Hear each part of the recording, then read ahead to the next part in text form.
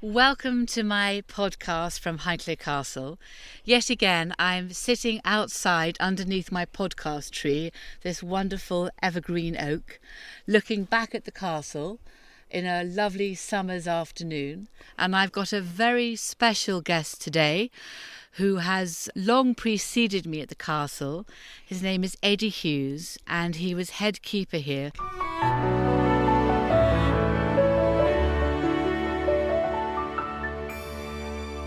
Eddie, thank you so much for joining me today. How did you come to work here? Did you have an interview, or how did you begin your life at Highclere? No, I was cutting an edge. It led from my house to a neighbouring wood, and Lord Carnarvon and his agent, that was the 6th Earl, came walking across the field with an agent. His agent then was Miss Stubbins. He said, I understand you've been helping with the rearing field, rearing the pheasants, the keepers. I said, yes, that's right, my lord. And he said, would you like to carry on? Would you like to do that I said, I'd love to. I said, but I've got a bit longer to go to school yet. And Miss Stubbins, his agent, said, well, if we can get you off of school, said, would you like to start? I said, by all means, straight away. And I didn't think no more of it. And 2 nights later, Miss Stubbins, the agent, she turned up at the door and said, you can start Monday morning. So how old were you, Eddie, at that stage? I was 14 then. You were 14. Yeah. So you were not unhappy to leave school? No, not at all, no. No. And then on the Monday morning I went and started, and in those days it was all open rearing with broody hens. There was none of this chicken farming, as you put it. It's all broody hens. I started Monday morning at around about 6:30 in the morning. So you were out first of all feeding and watering, and what That's time right. of year was this, Eddie? What time of year did you start? This was round about July, I should say. No, June, something like that. So you'd sort of completed that year of school, Yeah, and then you were off and out. So where were you living at the time? I was living across the main road, straight out from the main gate, straight across the main road to where my brother now lives. Right. Not a long commute, a few hundred yards. No, not a lot, no. And that was the way I started at Highclere, but I started with some of the real old keepers on here that worked here in the 5th Earl's time. So the 5th Earl of Carnarvon was the man who discovered Tutankhamun's tomb. He sadly died out in Cairo, and he was brought back here to be buried. And you know part of that story as well, don't you? I do. I know the man that drove the steam engine. What was he called? He was called Ted Cummins. And he drove the steam engine pulling the hearse. Pulling the trailer with the coffin on, up from the far end of the beacon, all the way along the top to where he's now laid to rest. As the 5th Earl wanted to be buried at the top of Beacon Hill, which is in the centre of this old ancient Iron Age fort, which goes back to perhaps 1500 BC, and he looks down on there throughout all his beloved Highclere. It is the most amazing burial place, actually, it really is. Presumably all the keepers followed the hearse up the beacon, did they? I don't know about that. I've never heard anything about that. I don't know. I'm only going by what Ted. But there was a lot of followers that followed the hearse from the far end. That was before the new main road was there. That was the same gate they went through there that my mother looked over the gate to see the first flight of the Evelyn, where she sat on the gate. Wow, oh my goodness. So the first flight of de Havilland was in September 1910, which I know very well. So she was sitting on the gate watching him take off. She was the old school. She went to Highclere School in them days. And the old school had a morning off to walk from Highclere School down to de Havilland there. Well, we call it de Havilland now. Down to there to watch him taking off there. So he came down the hill towards them, down the shoulder of the beacon, did he? And then took off and over what is now the A34? That's right, yes, exactly, yeah. And then did he circle around? What did she say happened next? Well, they all sat on the gate watching, and they was amazed because they'd never seen anything flying before. How extraordinary. And that was de Havilland himself that lived at Crux East. Well, yeah. Golly, this estate has seen so much, hasn't it? So how many keepers were there here when you began then? There was 8 of us on here when I first came on, yeah. And that was the time of the 6th Earl, who certainly enjoyed The his 6th shooting and Earl. his racing. And it was all private in them days, no Right. no let shooting at all. He usually shot on a Friday and Saturday in November and December, and away he'd go to Bahamas usually In January. in January. Yeah. Sounds a pretty good life to me. I think he did have a good life. He did live through 2 world wars, but it was a different world from what it is today. I loved isn't him it? because I went all over the place loading for him, and he was a dream.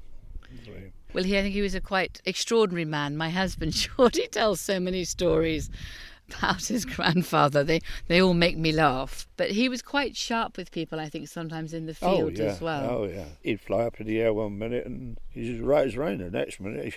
You just as though nothing had happened.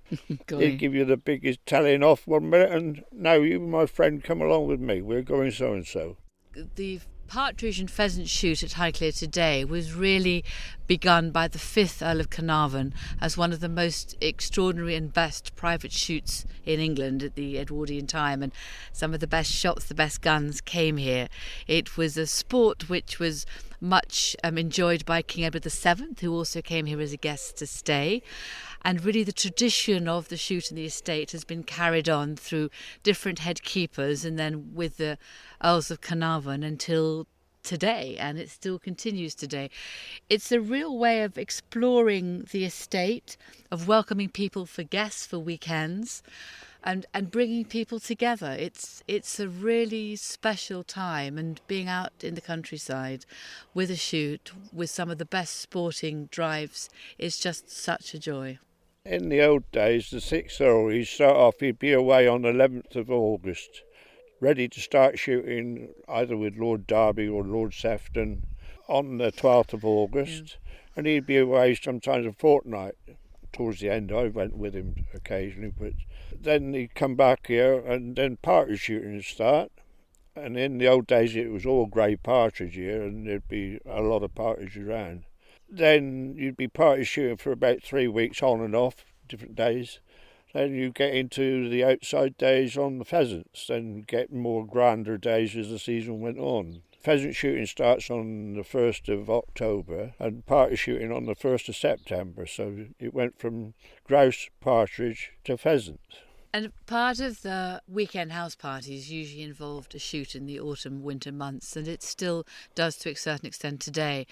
There is a whole way of bringing people in to treat your friends and guests to a really lovely day out. Part of it is the food, a really good breakfast before we start, and then we have 11s out in the field, and then lunch back in the castle. I often go out with the 11s because there's always so much to do in the house after everyone's gone out. And rather than rush, I can then sort the house out, sort out the lunch guests, work out who's coming and going before I join at 11s when there's particularly good sausage rolls and usually a very good soup and some sloe gin, which is very appropriate. I must make some with our Highclere Castle gin soon. And then we come back for lunch. When I first came here, actually, Eddie, I didn't know the names of the fields or the woods or where you were going. And sometimes I got completely lost. And I remember it would take me an hour and a half. And by the time I got there, I was feeling completely like crying. And Geordie was completely and utterly unhelpful. And he would just say, well, for goodness sake, how blonde are you, or something particularly irritating. But then after that, I set off with a girlfriend. So if we got lost, we could just chat together. So it didn't particularly matter as we found our ways round. But I think now I'm a little better. At one point, Keith very kindly tied some ribbons or yellow ribbons or left some gates open so I could find where you'd gone out to after lunch, because by the time I finished up after lunch and sorted things out again, I was always the last out of the castle and the last to arrive. But now I think I'm a little bit more organised. I love taking the dogs out, and Stella, one of my Labradors, is proving to be a really nice little gun dog. I think she could be really, really good, so that's quite exciting for me actually going forwards. When I was a boy, the lunch times then, when partridge shooting early on in September, there was always a marquee erected where they was going to finish up before lunch, and the butlers, the main butler and the relief butler, well, they called him a relief butler, Alf his name was, they used to come out and serve lunch in this marquee tent.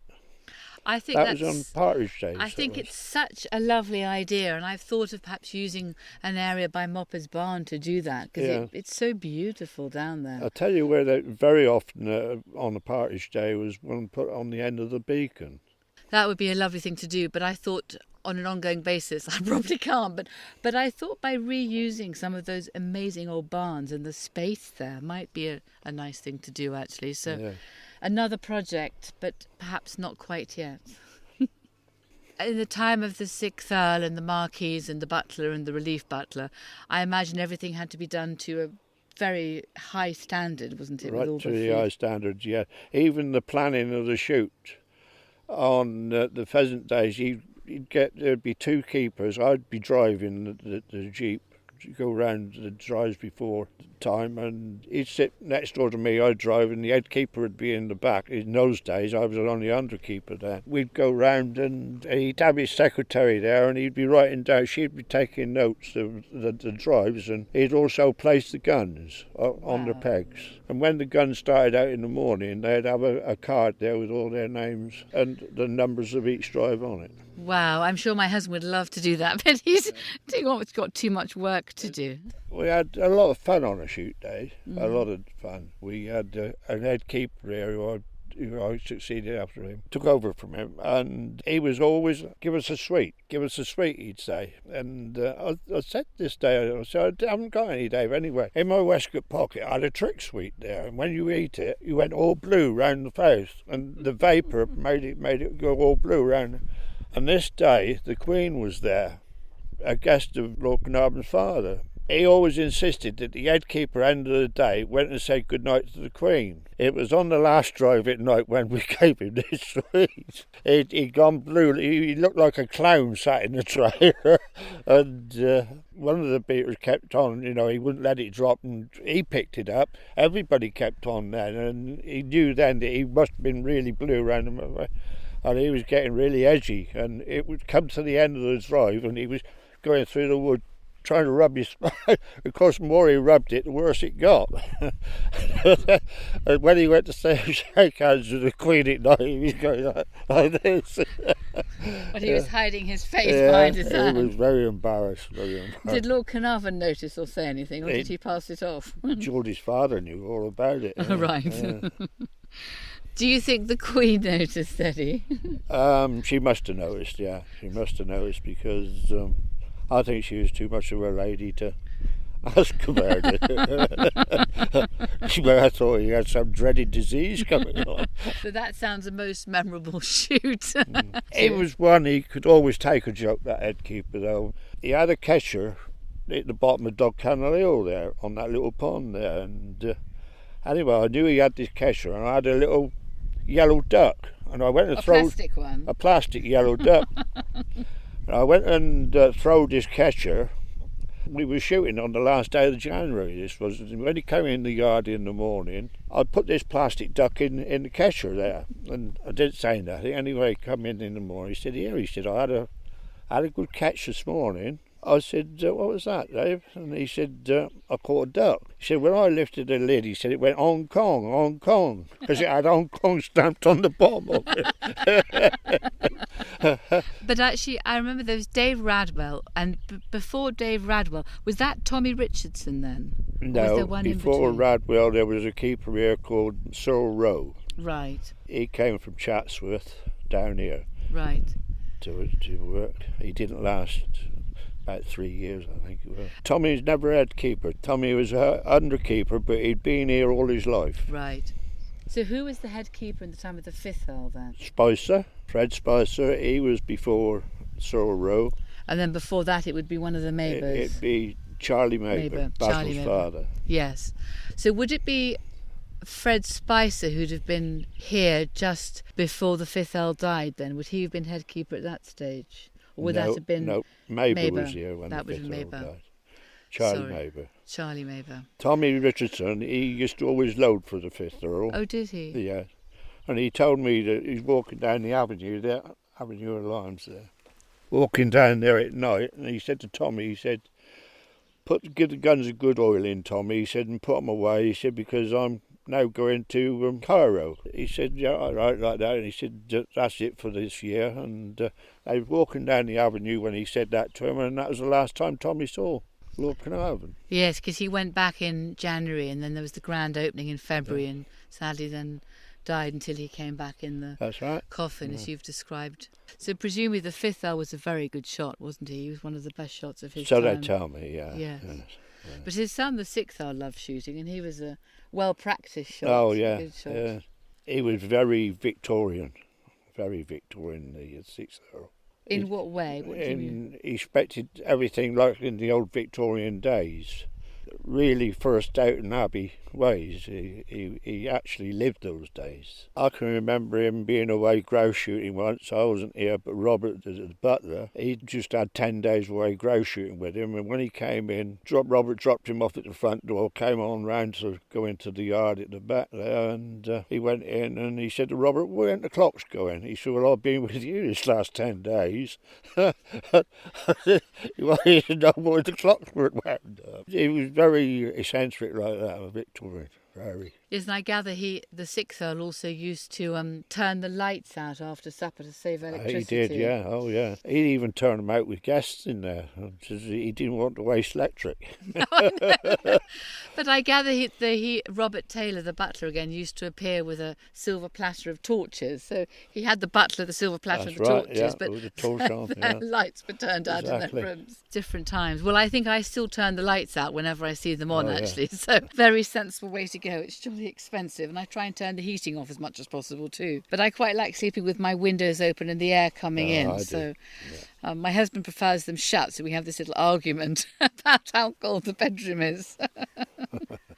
So, Eddie, you worked as an underkeeper for some number of years, and who was the head keeper at that stage? David Radwell. His wife's still alive. She still lives at Highclere. I met David, actually. He was still living with Maureen at the Cherricote Lodge, yeah. And then I know she's moved into Highclere to be near her family after that. That's right. And when did you become head keeper? 1985. That was the end of the sixth Earl's time. He was presumably no longer shooting. I came and it was on my here par-in-law. with Geordie's father. Geordie's father. Yeah. Wow. When did he take the shoot over? I've forgotten all about that. Round about that time, about then? that time. Right, be, okay. Yeah. And you had a couple of underkeepers? There was 4 of us only then in those days, yeah. When did they start creating a more commercial shoot with some let days? It'd be a couple of years before your husband inherited it. Oh, really? Okay, Yeah. It was a bit later. Yeah. Well, it sort of defrays some of the costs and keeps the estate together. Well, how long have you lived at Ivory? Since I got married, that'd be 1972. Golly, it's a lovely place to live. Ivory Farm is a collection of buildings at the south side of Beacon Hill, and you've got this very steep escarpment up to the Iron Age fort on which the fifth Earl's grave sits. Where you live, the cottage is the most amazing sense of history, I always find it, at the bottom there, and then the lambing sheds are not far away. And then there's some of my husband's yearlings come in and out there with us in the winter. Yeah. And all your chickens and your cockerels, which it's a really scenic That's our setting. alarm clock mornings, the cockerels. I think your neighbours, Lauren and Robin, found that harder to start with, and I think they've now got used to it. Now, yeah. And you're a great spaniel man, aren't you? Above all. Yes, not so much as Valerie is, but I've always had Labradors. Oh, you've been Labradors. I always think of you with matters of spaniels. I went on to Cockers then. Because I, of course, bought Rosie from you, the first Cocker Spaniel, which I gave to Geordie and Eddie as a Christmas present. Yeah. That's quite a while ago, but she's going strong. She's amazing. I just think, oh my goodness, she looks a bit stiff. And then I go off round to Red Pools and I walk around the park, and actually the length of the walk, she seems to loosen up, and by the time she's coming back, she's thinking of her food and she's galloping back towards the door. It's amazing. Quite amazing. I know Valerie's got the Springer Spaniels. That's right. That's right, isn't it? So how many dogs have you got at the moment? 10 now, isn't it? 10. Even more than me, which is marvellous, because otherwise my husband can't understand why we've quite got so many dogs. No, well, over the years we don't get rid of them, but they get older. We got young ones coming on, and we stopped getting any young ones now. We're keeping what we got. Yes. Well, I think if I had another dog at the moment, I might not have a husband. He would find it all too many. With the seventh Earl, there were some amazing shooting days with the seventh Earl, weren't there? He always had a wonderful selection of guests who I remember going round in the car with when he was still alive, when I first met my husband. And I remember a very funny scene with Geordie had a little black Labrador at the time, which jumped out of the car window where he'd left it and landed quite safely. And then the Labrador, I can't remember its name, it lived with Johnny and Ivy, I think, went and collected the birds and moved them round from peg to peg. And I remember my father-in-law's language was going completely blue. It was not a happy moment, but it was very, very funny to listen to and to watch. But that's part of the joy of the life out on the estate, isn't it? So when you were working as head keeper and you've just retired, my goodness, 2 or 3 months ago now, your day would probably begin quite early, wouldn't it? 4:30 every morning. 4:30? Still doing it now. Are you? Still says it 4:30. Start off, and when this time of the year we go straight and check all the birds on the rearing field. That was the first thing, to make sure there was no lights out, or what we call lights is the heaters. Yes. Make sure there's no heaters out and they were all warm. Yes. Because the mornings when that's getting light is sometimes really cold. Yes. We'd make sure they all got food and water, then go back to breakfast, and we'd then go and fill all the hoppers then, right the way through the rearing field, which took us most of the morning.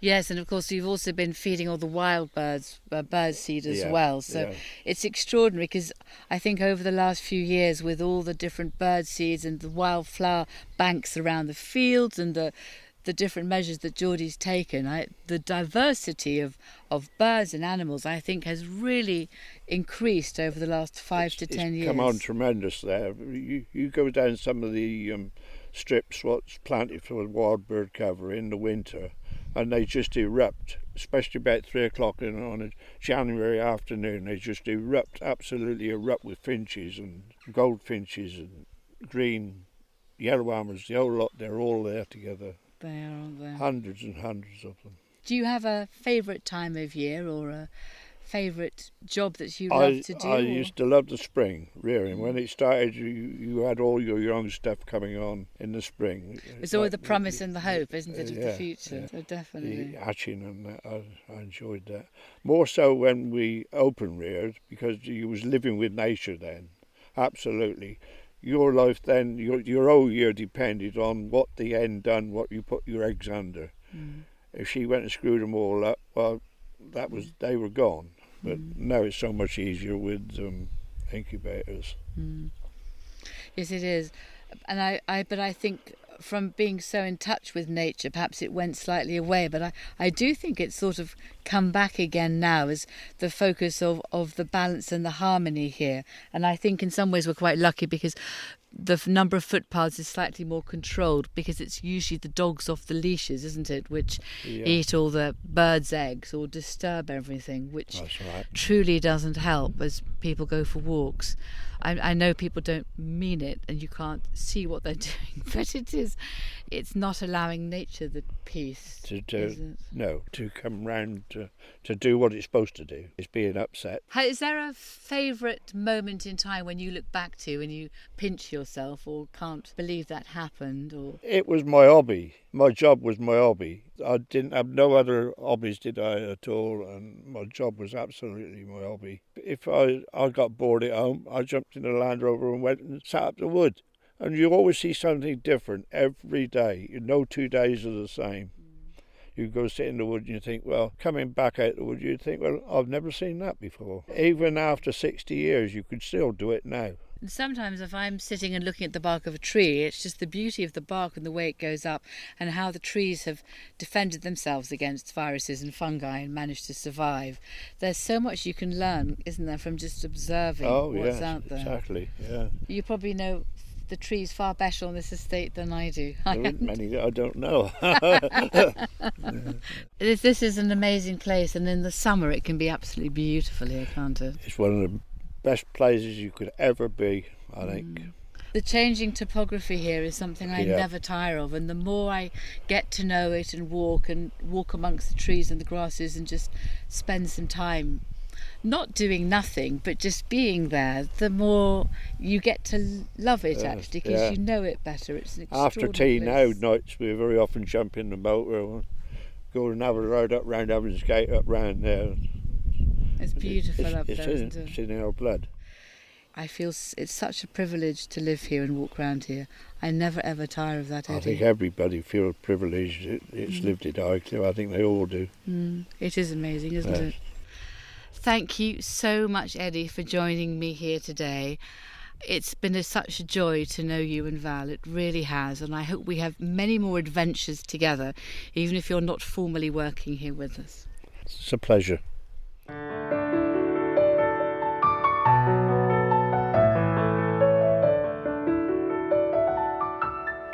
If any of you've got any questions from this podcast or wonder further about whatever we've talked about, please do email in. We've set up an email address called podcast@highclerecastle.co.uk. Or if you also go onto my blog, which is www.ladycarnarvon.com, you can see that every Monday I post a blog, and I also try to answer the comments, and some of the comments sometimes refer to other questions as well, which I'm delighted to answer. So do share your thoughts with us, and I look forward to hearing from you. Thank you.